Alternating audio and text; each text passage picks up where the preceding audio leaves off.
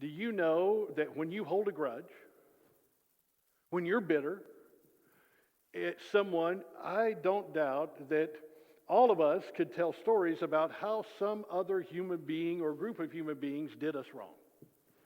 Those stories are in no short supply.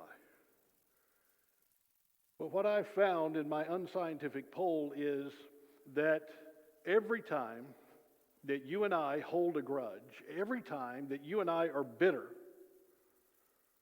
it's not hurting the person that we're mad at.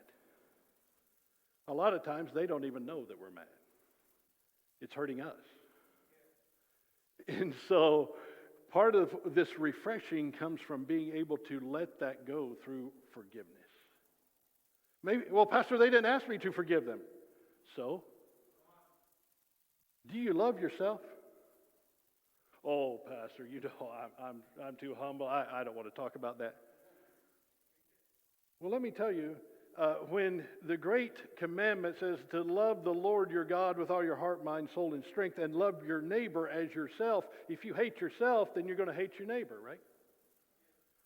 So you have to love yourself to enable you to complete the great commandment. Love God and love others, but you have to love yourself. And so this forgiveness is part of that refreshing.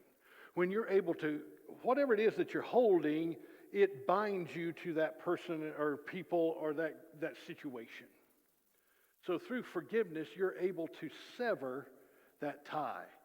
Break out of that bondage, break that chain by just saying, even though they didn't ask, because God's forgiven me and I want to be more like God through this Christ likeness that's growing in me, I forgive them.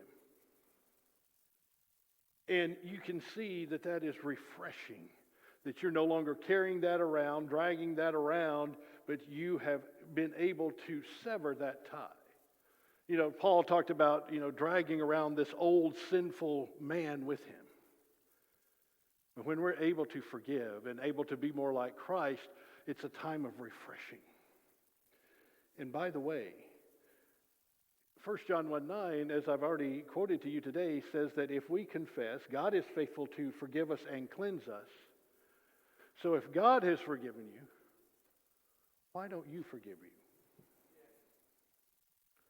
Why don't you give yourself a break and you forgive you? A lot of people, and sometimes I've been guilty of this myself, I hold it against me. But part of that refreshing from the Lord is when the Holy Spirit reminds me, quickens me, and lets me know, if God's forgiven you, Randall, why don't you forgive Randall?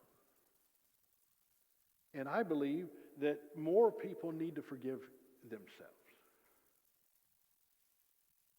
Because that is a tactic of the enemy. That we don't live in victory. We live with this black cloud hanging over our heads because we have yet to forgive ourselves. And so I encourage you to enjoy that time of refreshing from the Lord when you are able to say, God has forgiven me, I forgive me.